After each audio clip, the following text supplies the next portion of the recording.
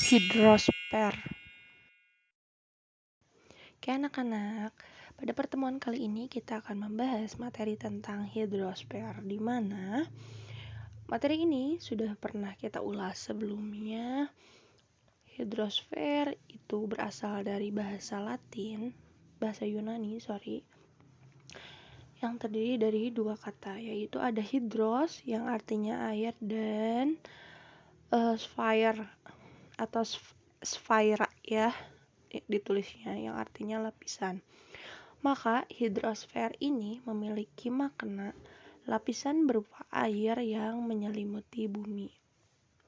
Oke, di sini terdapat gambar yang menjelaskan bahwasannya jumlah air di bumi itu hampir 70% menyelimuti bumi.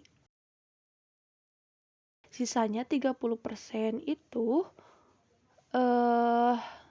daratan. Nah, kemudian dari 70% hanya 2,5% air tawar yang ada di bumi. Sisanya berarti air asin. Oke, selanjutnya di sini ada penjelasan mengenai siklus hidrologi. Nah, jumlah air di bumi itu tetap sama, tidak mengalami pengurangan atau tidak bertambah.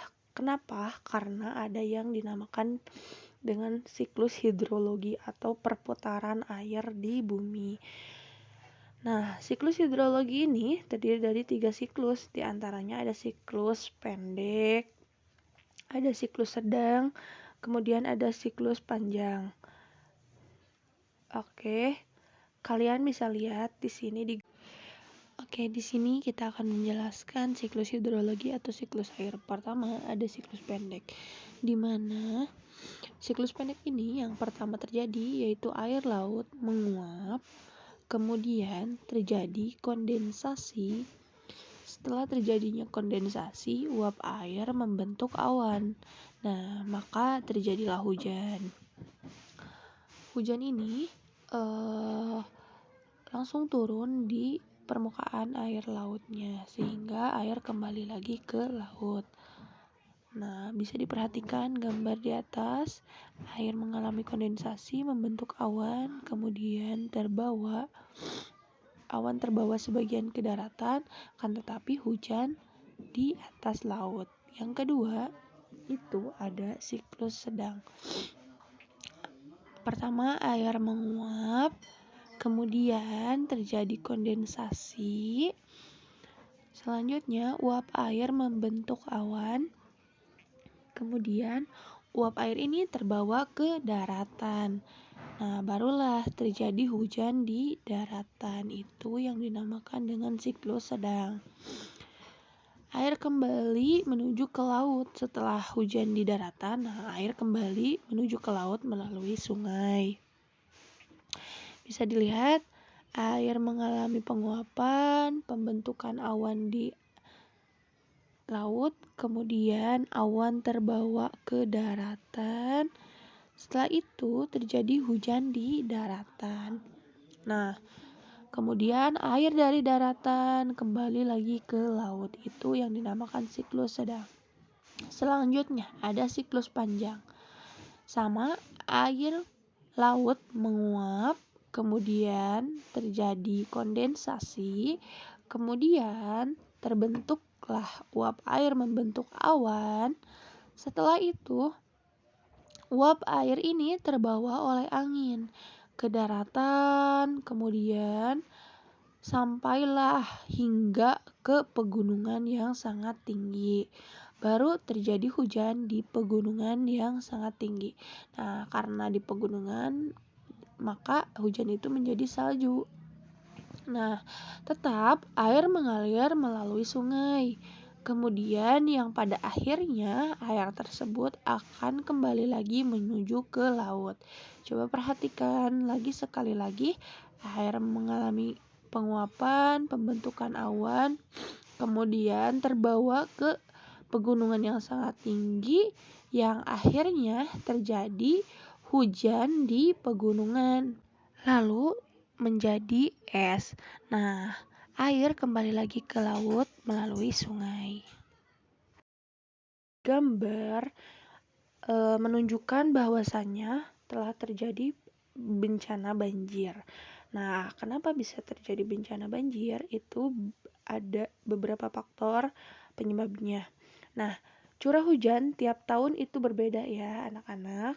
Ada kalanya rendah, ada kalanya tinggi. Oke, sehingga menyebabkan bendungan atau sungai meluap sehingga terjadi banjir. Nah, ketika curah hujannya tinggi, maka berpotensi besar menyebabkan meluapnya air sehingga terjadi bencana banjir. Di samping itu banyak juga faktor-faktor lainnya, contohnya banyaknya sampah di sungai sehingga menyumbat saluran air, akhirnya terjadi bencana banjir. Oke, selanjutnya di sini ada tindakan pencegahan banjir. Apa yang harus kalian lakukan? Pertama, di sini ada gambar dua anak. Ada satu laki-laki, ada satu perempuan. Di mana petunjuknya adalah letakkan dan manfaatkan sampah. Jadi intinya buanglah sampah pada tempatnya. Kemudian kalau misalkan sampahnya bisa dimanfaatkan, silakan kalian manfaatkan. Oke, yang kedua yaitu budayakan menanam pohon. Jadi, kenapa harus budayakan menanam pohon? Karena pohon itu bisa membantu penyerapan air di tanah, khususnya bagian akar. Yang ketiga ada membuat biopori sumur resapan. Jadi, di dalam tanah itu kita membuat kayak pori-pori seperti itu sehingga nanti air bisa masuk ke dalam tanah itu. Selanjutnya, upaya kesiapsiagaan apa yang harus kita persiapkan? Yang pertama, pantau daerah sekitar rumah yang rawan banjir. Yang kedua, sebarluaskan informasi ancaman. Nah, maksudnya informasi ancaman ini yaitu informasi ancaman banjir ya. Yang ketiga, ada sepakati jalur dan tujuan lokasi evakuasi. Jadi harus tahu kemana kalian harus mengevakuasi diri. Yang ketiga, kemasi barang-barang penting dalam plastik. Apalagi dokumen-dokumen ya. Kalau misalkan rumahnya sering terjadi bencana banjir, alangkah lebih baiknya kayak dokumen-dokumen seperti ijazah itu diamankan.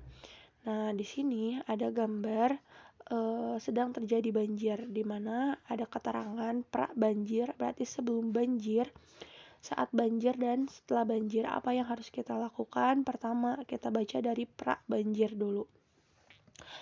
Yang pertama, itu pahami peringatan dini banjir. Yang kedua, ketahui apakah berada di zona rawan banjir. Jadi, apakah rumah kalian itu letaknya di daerah yang sering terkena banjir. Yang ketiga, pahami rute evakuasi, tadi sudah ya. Yang keempat, siapkan tas siaga bencana. Kemudian, selanjutnya dokumentasikan harta dan scan dokumen penting yang dimiliki dalam cloud atau bisa diamankan dalam Google Drive. Selanjutnya, hindari bangunan di tempat rawan banjir. Yang terakhir, penguatan dan peninggian rumah. Jadi rumah kalian ditinggikan supaya tidak terkena banjir. Nah, apa yang harus kalian lakukan saat banjir? Yang pertama, evakuasi ke tempat yang lebih tinggi, tentu saja. Yang kedua, waspada terhadap arus bawah. Jadi pas evakuasi harus hati-hati juga. Takutnya ada arus yang kencang di bawah. Yang ketiga, ketahuilah resiko bencana di tempat Anda. Yang keempat, amankan rumah Anda dan tempat barang di tempat yang aman dari banjir. Yang selanjutnya, matikan saklar aliran listrik. Soalnya, kenapa? Supaya tidak terjadi konsleting listrik dan memicu kebakaran. Kemudian, siapkan penampung air bersih, waspada tempat melintasnya arus deras, banjir bandang. Nah, jadi harus menghindari arus deras. Apa yang harus kita lakukan setelah banjir? Hindari air banjir yang terkontaminasi zat-zat berbahaya. Nah, jadi harus dihindari takutnya tertelan. Yang selanjutnya, waspada dengan sengatan listriknya. Takutnya ada yang tidak mematikan listriknya, jadi harus waspada gitu. Kalian terkena sengatan listrik. Yang ketiga, hati-hati bangunan tembok gedung yang rapuh. Pastikan kesehatan, cuci tangan, badan menggunakan sabun, update berita mengenai kondisi air, kemudian gunakan sarung tangan sepatu bot untuk membersihkan rumah kalian. Seperti itu materi kali ini. Sekian dari Ibu. Wassalamualaikum warahmatullahi wabarakatuh. Jangan lupa kerjakan kuisnya. Terima kasih.